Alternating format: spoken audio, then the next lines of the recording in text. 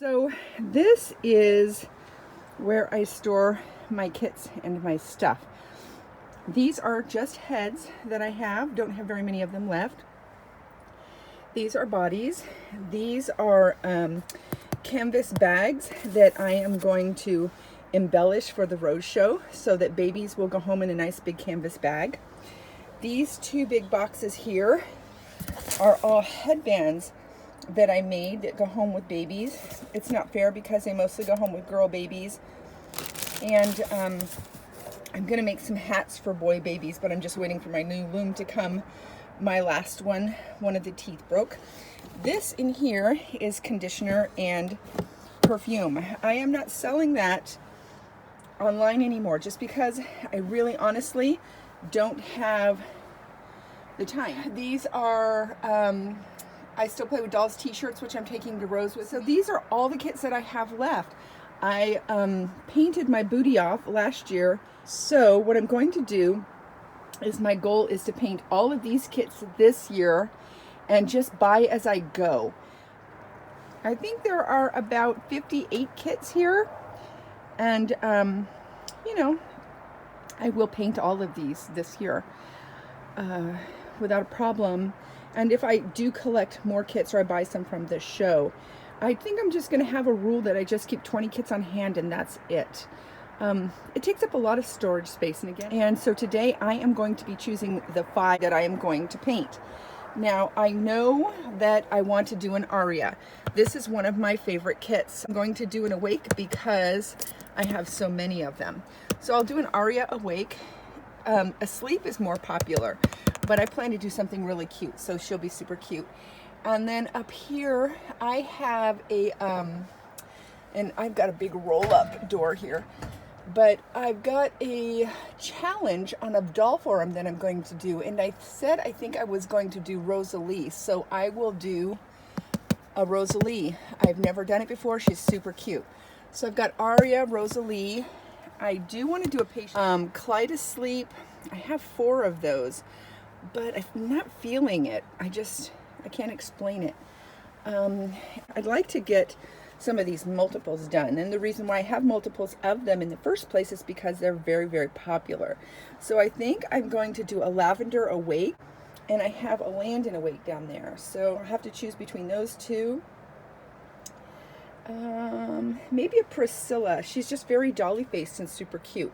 What I try to do is I have a combination of babies that are awake and combination of babies that are asleep, and a large baby, a small baby, regular sized baby, and mix it up with maybe one super awesome, limited edition baby. That's my process out here. So I will meet you back inside. It is freaking freezing out here.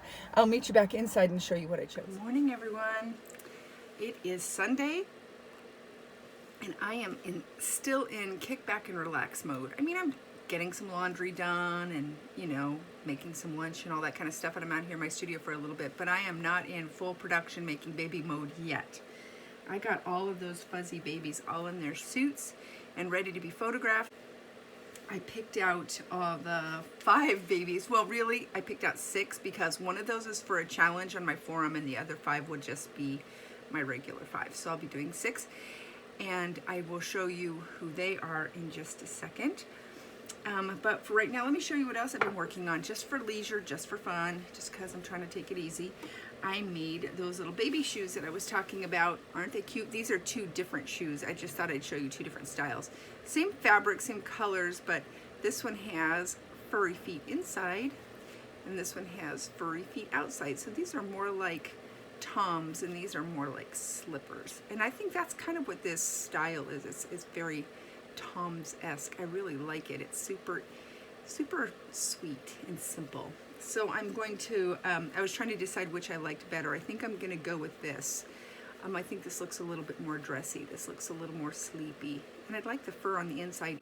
And this is a preemie size, but it's pretty big. So I tried it on a 19-inch doll, and it really fit perfectly. So I'm going to go with this size. The other thing I did, if you remember, I was going to make that little teddy bear. And I had this extra snowsuit that I ruined. And so I cut it all up and used the fabric to make a bear with my son. And the bear ended up being very girly. I mean, pink. You know, we try not to be weird about gender here and assign colors, but he's a little boy who does not like unicorns, mermaids, sparkly things. Well, he does like sparkly things, but don't tell anybody. He fences. He's a rough and tough guy. He has very long hair, but he's the kind of kid who, if anybody says, "Oh, I thought you were a girl, your hair was long," he says, "Boys can have long hair," and they can, and he rocks it. So I made it out of this, and he lost interest once the bear turned pink.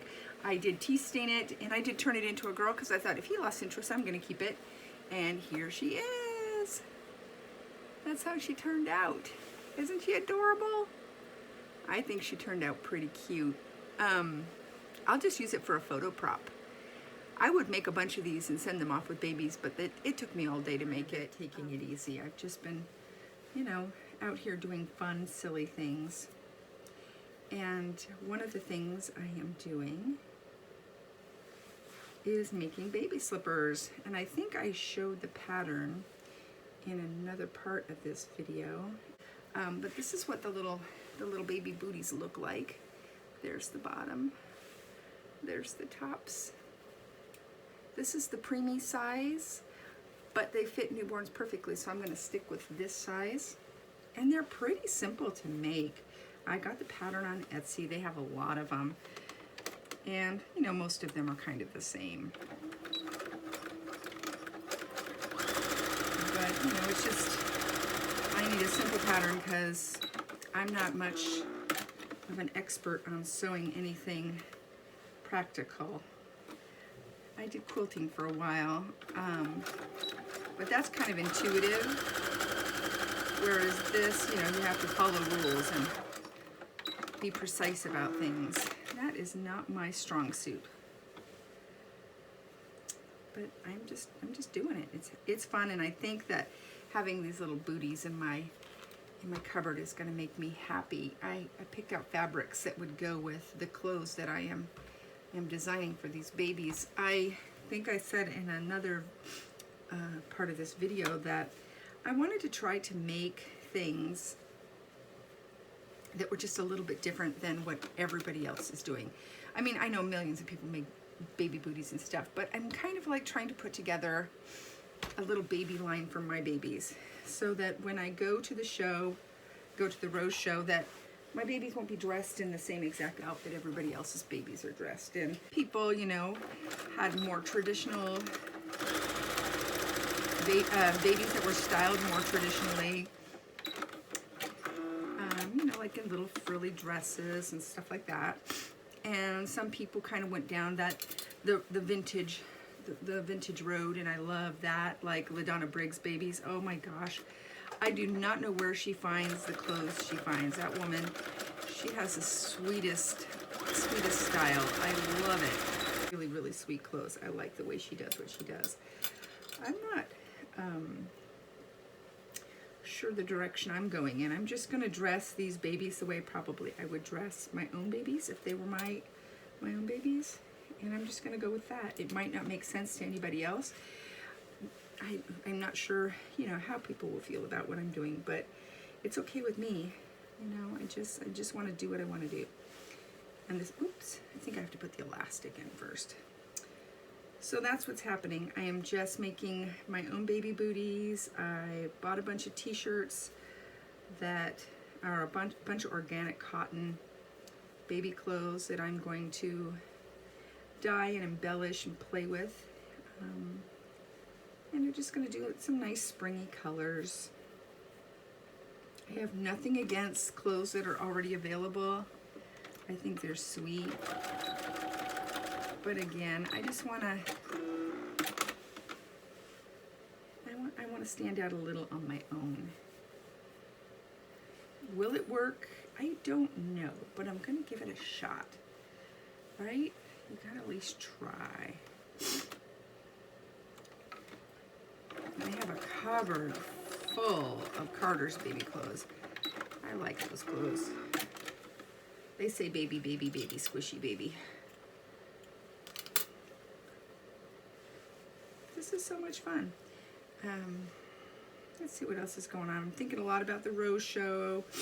I was entertaining the idea of flying for a minute until I realized how much it was going to cost for me to ship things. And when I got there, I wouldn't have a car, and I would be dependent on somebody to give me rides to and back from the airport.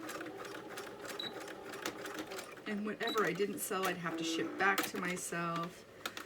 Ooh, but I just didn't want to drive. I have some like bad childhood memories of car trips, road trips. I don't know.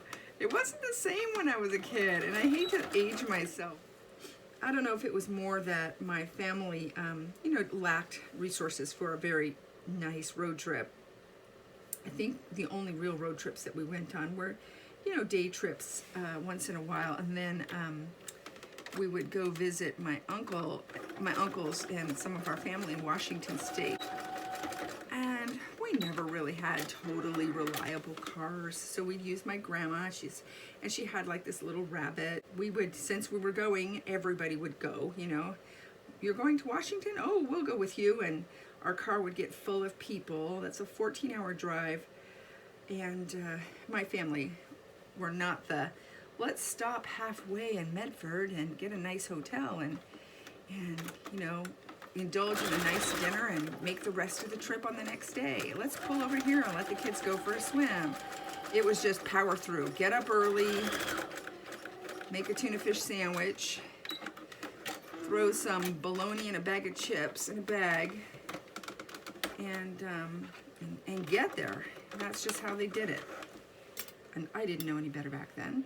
There was no camping, no looking for the biggest ball of twine. It was just go, go, go, go, go. And, you'd have a car. I'd have my grandma, my grandpa, my great-grandpa, my brother, my sister, my mom, all of us packed in a car that was suited for 3 or 4 people.